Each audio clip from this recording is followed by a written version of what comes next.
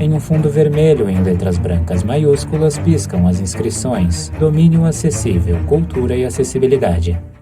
Fala galerinha, para você que nos acompanha pelo canal do Domínio Acessível aqui no YouTube ou também em vídeo pelo Spotify, já que agora o Spotify também aceita vídeos, não é? Ou ainda em áudio no formato podcast pelo seu agregador de podcast preferido, como Google Podcasts, Apple Podcasts, Orelo, entre outros. Hoje estamos aqui para falar com certeza de um dos filmes mais aguardados do ano e de um filme já aguardado há muito e muito tempo, né, galera, por bastante gente, que é finalmente Avatar 2, né, depois de mais de 10 anos, depois de 13 anos de espera e de sucessivos adiamentos, finalmente chega Avatar 2, né, galera? E como é bom eu vir aqui para vocês nesse vídeo, para você que está me vendo ou nesse podcast, para contar para você que da minha parte com certeza essa espera valeu a pena, né? Tive a oportunidade de assistir na quinta-feira, né? Nesta quinta-feira, quando Avatar, o Caminho da Água oficialmente entrou em cartaz nos cinemas e estou aqui para conversar com vocês um pouquinho sobre esta gostosura que foi, né, Avatar, o Caminho da Água. Então, bom galera, qual que era não só a minha questão, mas a questão de muita gente em relação ao primeiro Avatar, né, o Avatar de 2009. Ah, sim, só um breve lembrete antes da gente prosseguir, que como geralmente acontece, essa crítica ela não vai ter spoiler, tá bom, galera?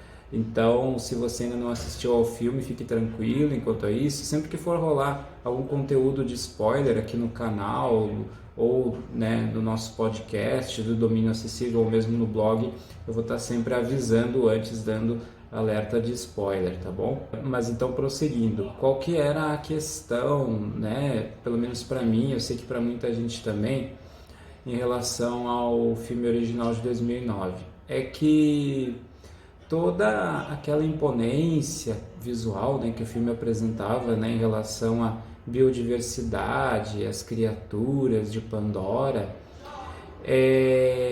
ela não era proporcional ao roteiro que nos foi apresentado, né? O roteiro ele não era tão engajante quanto a parte técnica do filme. Mas neste segundo filme, felizmente, essa proporcionalidade ela finalmente acontece. Neste segundo Avatar, o Caminho da Água, tudo tem mais peso, tudo tem mais intensidade. Os personagens eles ganham mais espaço para serem melhor desenvolvidos e principalmente as relações entre eles, né? O que acontece também em relação ao primeiro filme, e eu realmente acredito que em grande medida isso também fazia parte do plano, do planejamento do James Cameron desde o começo.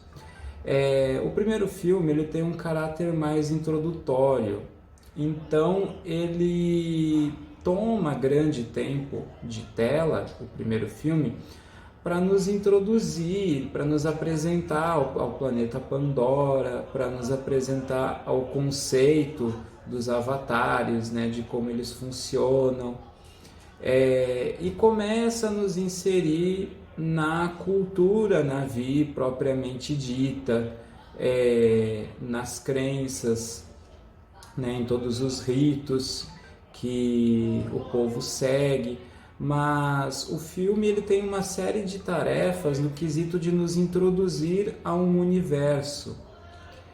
E como a gente sabe que o primeiro Avatar inclusive ganhou uma versão estendida que tem 16 minutos a mais de cena, que inclusive a versão estendida, né, de Avatar 2009 eu ainda não consegui assistir, eu quero muito assistir também.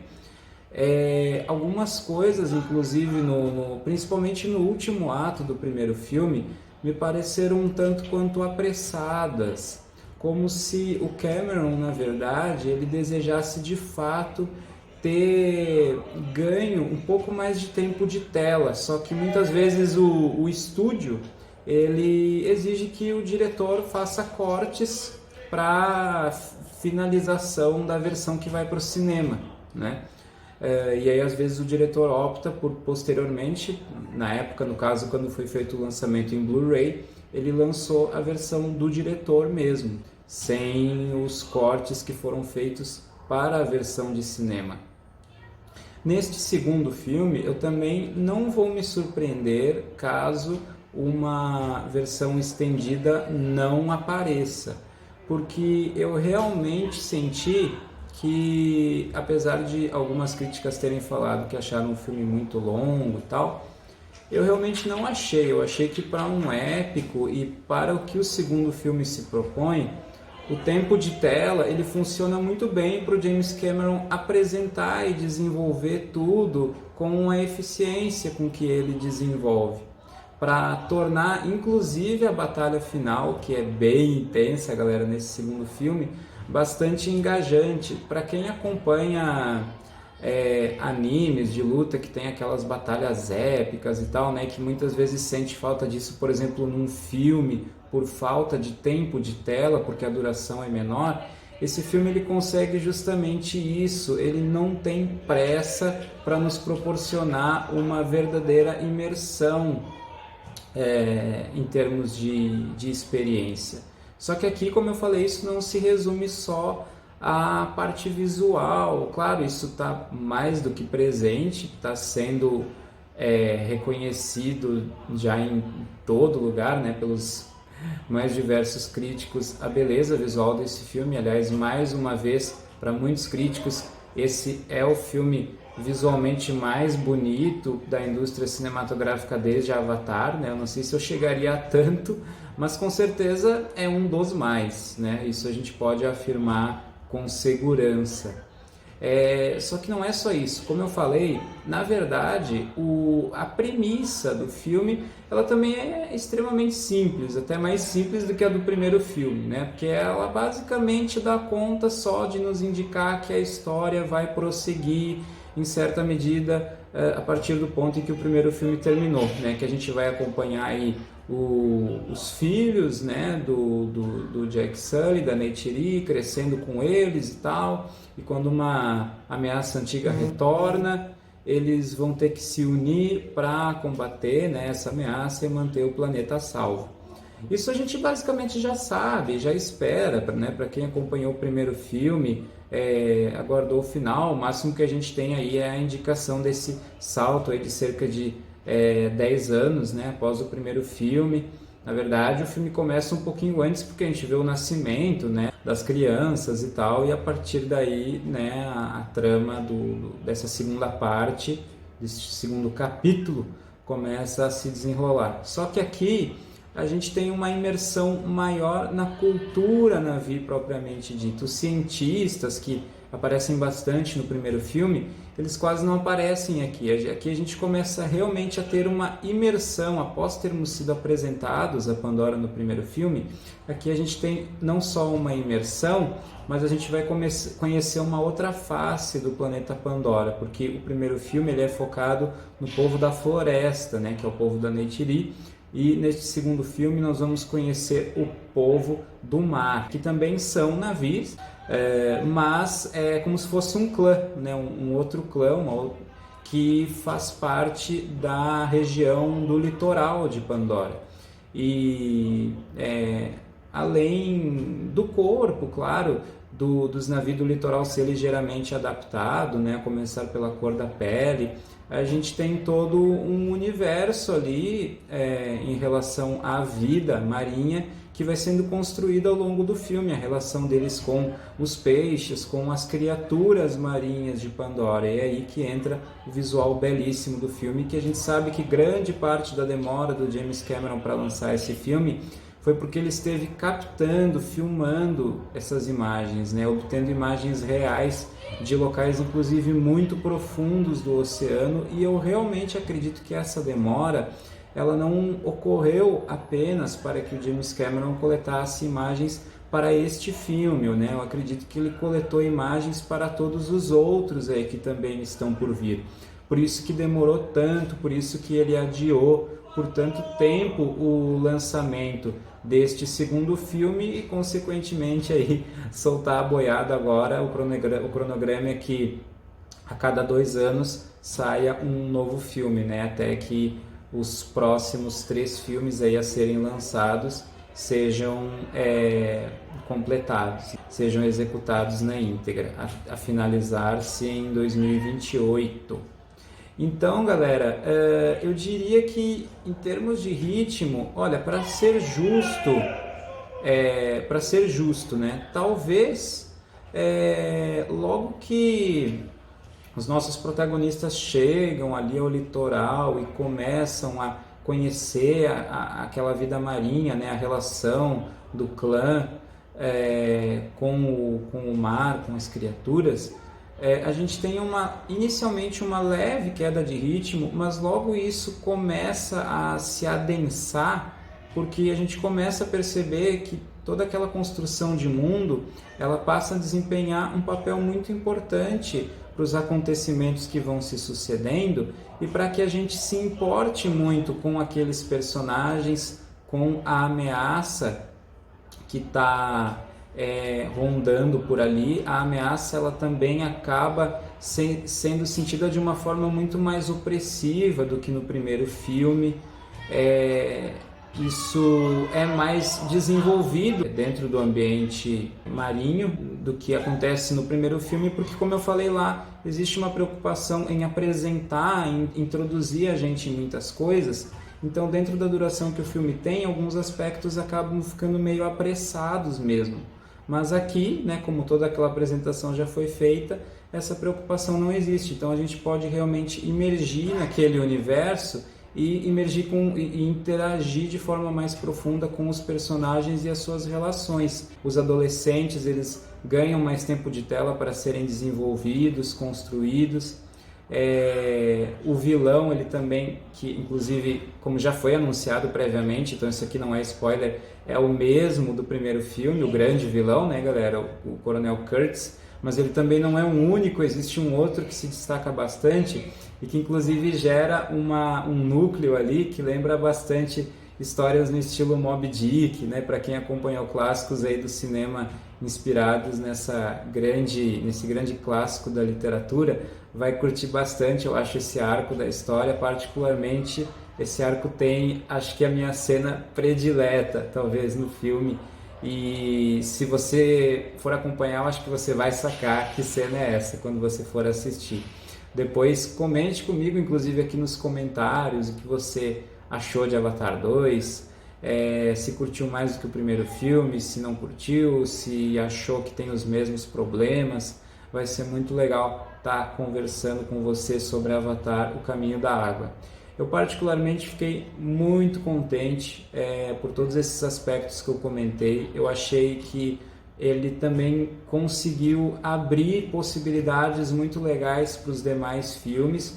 O James Cameron também foi muito esperto em sacar que ele poderia explorar certos mistérios, deixar certas coisas um pouquinho em aberto para dar um fôlego, ajudar também a dar um fôlego especial para esse filme e ao mesmo tempo, né, gerar um interesse, já que ainda temos 3 filmes pela frente. Então, ao mesmo tempo que o filme tem uma história fechadinha, né, com início, meio e fim, ele deixa algumas questões convite, né, a serem melhor exploradas, solucionadas nos próximos filmes. Temos cenas também bem impactantes. Ali para o final do filme a gente vai ter uma cena um evento, né, bem inesperado, bem impactante, que tudo isso ajuda a construir essa intensidade, esse peso desse segundo filme que eu comentei, né, tudo isso contribui para que nós realmente passamos a nos interessar por acompanhar o restante da saga desses personagens, de como eles vão ser desenvolvidos, se a gente vai ter de repente uma construção aí entre gerações nos próximos filmes. Já dá para especular e pensar muita coisa nesse sentido. E aí sim, né, ele alia tudo isso com toda a imponência técnica que já estava presente desde o primeiro filme, que aqui parece ainda mais incrível. Público unânime, né, galera, de críticos quanto a essa parte técnica. Filme que com certeza vai para o Oscar, vamos acompanhar se ele vai somente obter prêmios técnicos ou se pode conseguir alguma coisa a mais. Melhor filme? Quem sabe, né, galera? Esse ano eu acho que o Oscar vai estar bem acirrado, na verdade. Vamos acompanhar, né? Eu acredito que com certeza muita gente vai xingar se Avatar: O Caminho da Água ganhar melhor filme. Muita gente com certeza vai defender que o filme merece mais prêmios técnicos, mas vamos acompanhar, né? Vamos ver o que é que a academia vai aprontar este ano.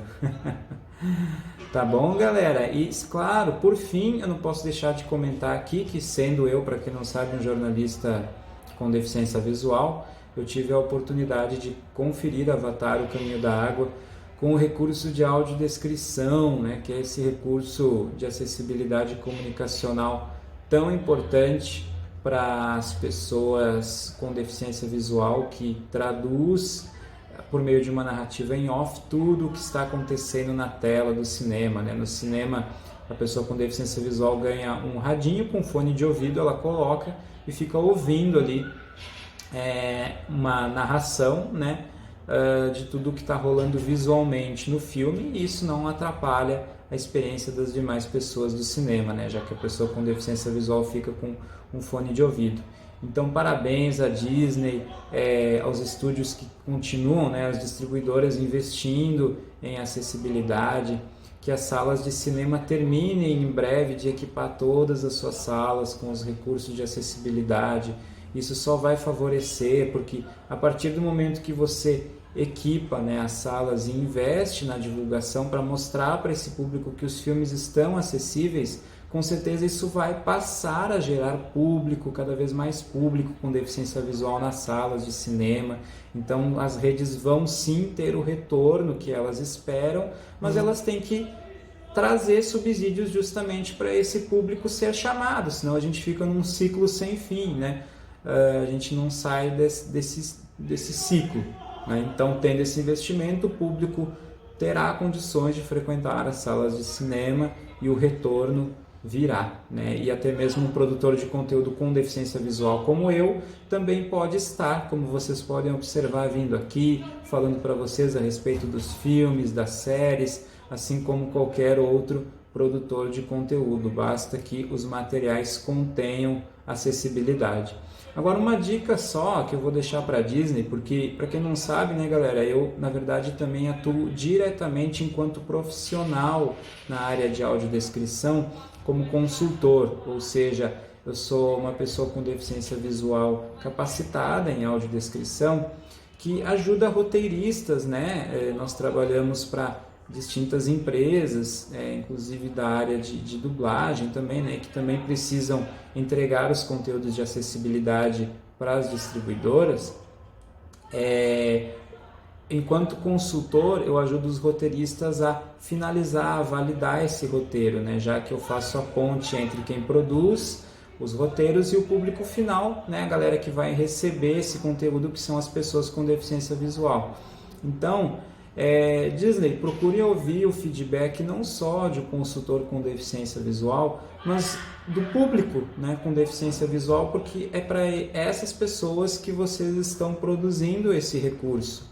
Então valorizem o feedback, né, da pessoa com deficiência visual e ainda mais do profissional que trabalha para validar esse material para essas pessoas. Quando eu digo que sempre que possível, é bem importante que se invista não em traduções de roteiros de audiodescrição do inglês para o português, porque nós temos excelentes, maravilhosos roteiristas, audiodescritores aqui no Brasil. E a audiodescrição, ela envolve questões culturais muito específicas, além do timing, quando a gente fala inclusive da sincronia em relação à dublagem. Então se torna muito mais prático até e eficaz quando você pega roteiristas do próprio Brasil para escreverem roteiros em português para as audiodescrições. E aí sim, né, você, Disney, pode ficar à vontade para, obviamente, revisar esses roteiros. Você, enquanto estúdio, né, enquanto distribuidora, tem esse direito, mas assim como você faz as versões em inglês, deixe os roteiristas aqui brasileiros também produzirem os seus próprios roteiros, para que inclusive os consultores também possam estar apoiando, validando de forma legítima esses materiais e apoiando os profissionais locais também, né, que estão mais do que aptos a produzir já roteiros voltados para a cultura local, para as especificidades da língua, né? Então, esse é o feedback que eu deixo para a Disney. Deixe que as empresas, né, que você contrata para produzir acessibilidade trabalhem produzindo, permitindo que roteiristas brasileiros produzam seus próprios roteiros, beleza? Dado esse recadinho aqui, que é bem importante, eu sempre junto, né, com as críticas, com os conteúdos que eu trago aqui no Domínio Acessível, eu faço esse paralelo, busco trazer informação em relação à acessibilidade, que é muito importante, tá bom, galera?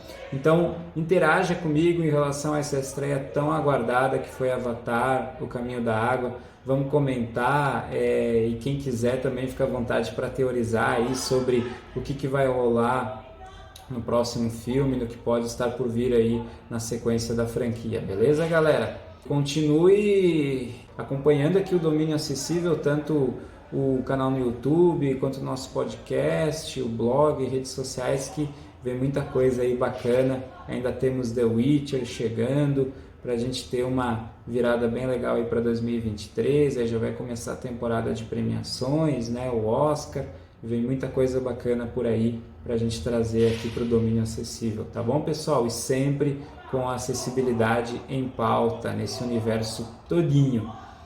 Um abracéfilo, aquele abraço cinéfilo!